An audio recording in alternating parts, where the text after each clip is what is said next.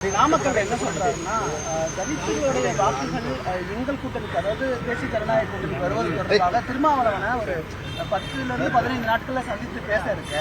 அவர் திமுகவோட இருக்கிறனால தலித்துகளுக்கு எதிராக வாக்குகள் செல்வது மாதிரி, தலித்துகளோட வாக்குகள் திமுக போய் அவங்களுக்கு வந்து தலித்துகளுக்கு எதிராக அது செயல்படுற மாதிரி இருக்கு. அதனால அவரை சந்திச்சு நட்பின் அடிப்படையில் பாக்குறேன் அப்படின்னு.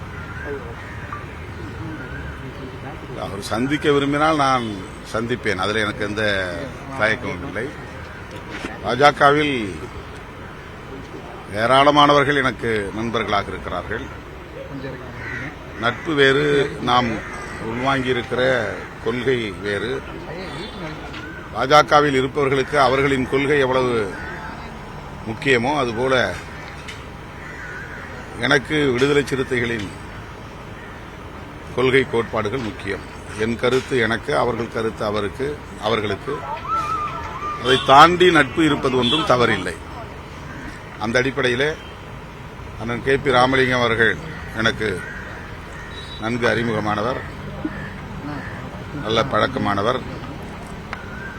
திராவிட முன்னேற்றக் கழகத்தில் அவர் மாநிலங்களவை உறுப்பினராக இருந்த காலத்தில் நாடாளுமன்றத்தின் மைய மண்டபத்திலே நாங்கள் அடிக்கடி சந்திக்கிற வாய்ப்புகளை பெற்றிருக்கிறோம். அந்த நட்பின் அடிப்படையிலே அவர் சந்திக்க வந்தால் நிச்சயமாக வரவேற்போம். அதிலே எங்களுக்கு எந்த தயக்கமும் இல்லை. ஆனால்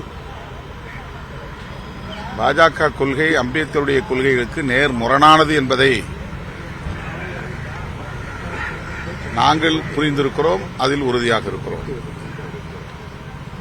திமுகவோடு இருப்பதால் நாங்கள் பாஜகவை எதிர்ப்பதாக கருதுகிறார்கள். அது அல்ல உண்மை. திமுக கூட்டணி இருந்தாலும் சரி, இல்லாவிட்டாலும் சரி, பாஜக கொள்கைகளை, அம்பேத்கர் கொள்கைகளை ஏற்றுக்கொண்டவர்களால் ஏற்றுக்கொள்ள முடியாது. தனியே இருந்தாலும் பாஜக கொள்கையை நாங்கள் எதிர்ப்போம். அதற்கு காரணம் பாஜக மீதுள்ள தனிப்பட்ட அரசியல் காரணங்கள் அல்ல, தேர்தல் அரசியல் காரணங்கள் அல்ல.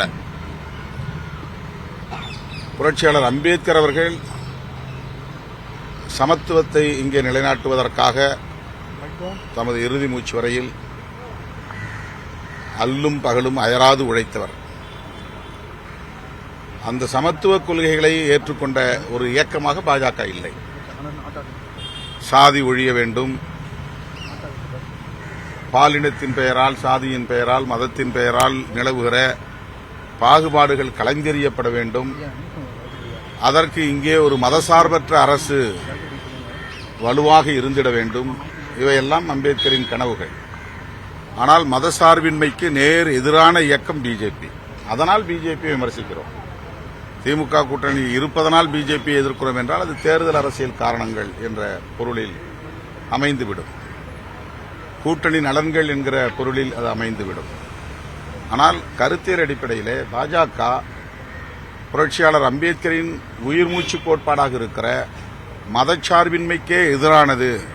அதுதான் எங்களுடைய விமர்சனம். வேறு எந்த தனிநபர் விமர்சனமோ தனிப்பட்ட அரசியல் காரணங்களோ கிடையாது. அம்பேத்கர் அரசமைப்பு சட்டத்தை வகுக்கிற போது மதச்சார்பின்மையை மையமாக கொண்டு அதை வடிவமைத்திருக்கிறார். அந்த மதச்சார்பின்மைக்கு நேர் எதிரான ஒரு இயக்கம் இந்தியாவிலே தேசிய அளவில் பாரதிய ஜனதா கட்சி தான். எனவே பாரதிய ஜனதா கட்சியை நாங்கள் கருத்தியல் அடிப்படையில் எதிராக பார்க்கிறோம், அவ்வளவுதான். அதேபோல அந்த மேடையில் முதலமைச்சர் கூட்டணிக்கு அழைத்தால் நீங்கள் செல்வீர்களா? எந்த கூட்டணிக்கு? பாஜக தேசிய ஜனநாயக கூட்டணி, NDA கூட்டணிக்கு. ஏன்னா நீங்க இவ்வளவு விளக்கம் சொல்லிருக்கீங்க, இருந்தாலும் மறுபடியும் இந்த பேச்சு எடுத்துக்கிட்டே இருக்கு களத்துல.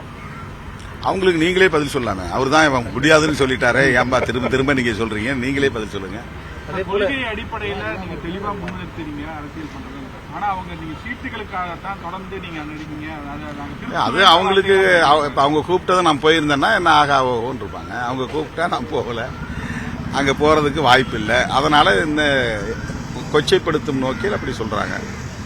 அது அவங்களுக்கே தெரியும், மனசாட்சிக்கே தெரியும். நான் அதிமுகவை விமர்சிக்குங்கிற நோக்கத்தில் விமர்சிக்கல. அதிமுக மேல எனக்கு எந்த காழ்ப்பும் இல்லை. அவங்க வலுவாய் இருக்கிற போதே கூட்டணி ஆட்சி அப்படின்னு அமித்ஷா சொல்றாருன்னா அதிமுகவை எவ்வளவு பலவீனமா அவங்க கருதுறாங்க. பலவீனமா கருதுறவங்க பாஜக, அவங்கள அவங்க டிஃபெண்ட் பண்றாங்க. ஐயோ அது பலவீனப்பட்டு விடக் கூடாதேன்னு கவலைப்படுற எண்ணம் வந்து விமர்சனம் பண்றாங்க. இதுதான் அதிமுகவுடைய அணுகுமுறையாக இருக்கிறது. எம்ஜிஆர் ஜெயலலிதா கட்டி காத்த இயக்கத்தை அவர்கள் துச்சமாக மதிக்கிறார்கள். மிக சாதாரணமாக பேசுறாங்க. அவங்க கருத்தை கேட்காமலேயே, அவருடைய ஒப்புதல் இல்லாமலேயே கூட்டணி ஆட்சி என்று சொல்லுகிறார்கள் என்றால் அதிமுகவை நாங்கள் பலவீனப்படுத்துவோம். அதுதானே பாஜக சொல்லுவது. அதுதான் அதுக்கு பொருள். அப்ப அவங்க கோபம் யாருக்கு எதிராக வரணும்? யாரை கேட்டு நீ இப்படி சொல்றேன்ல சொல்லணும். அதை நான் அதை சுட்டி காட்டுறேன். அதிமுக எச்சரிக்கையா இருங்க, உங்களை பலவீனப்படுத்த பாக்குறாங்க. நீங்க சொல்லாமலேயே அவங்க கூட்டணி ஆட்சின்னு சொல்லுவதன் மூலமா உங்களை ரொம்ப குறைச்சி மதிப்பிடுறாங்கன்னு நான் சுட்டி காட்டுறேன். அப்ப அவங்க என் கருத்துக்கு ஆதரவு கூட தெரிவிக்க வேண்டாம், அமைதியா இருக்கணும். ஆனா என்ன அவங்க விமர்சிக்கிறாங்கன்னா தன் தலையிலேயே மண்ணை வாரி போட்டுக் கொள்கிறார்கள் என்றுதான் அதை நான் பார்க்க வேண்டியதாக இருக்கிறது.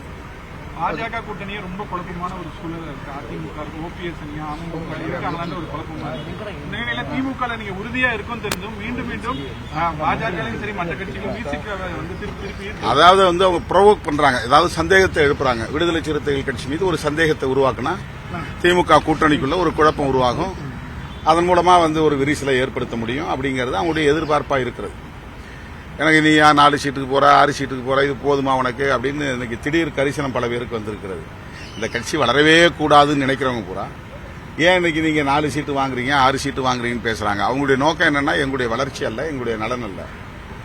எங்களை ப்ரொவோக் பண்றாங்களாம். அதாவது உணர்ச்சியை தூண்டிவிட்டு அதன் மூலமா திமுக மீது எங்களுக்கு ஒரு வெறுப்பு வரும் அப்படின்னு. அங்க திமுக மட்டுமே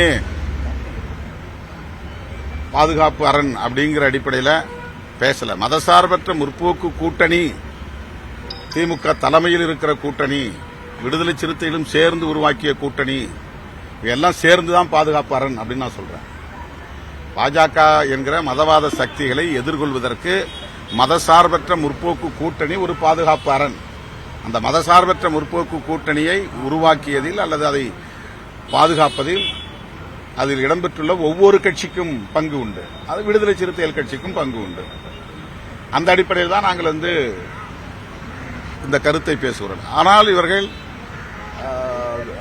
திமுகவுக்காகத்தான் இவ்வளவும் பேசுகிறேன் என்பதைப் போல அதை திரித்து பேசுகிறார்கள்.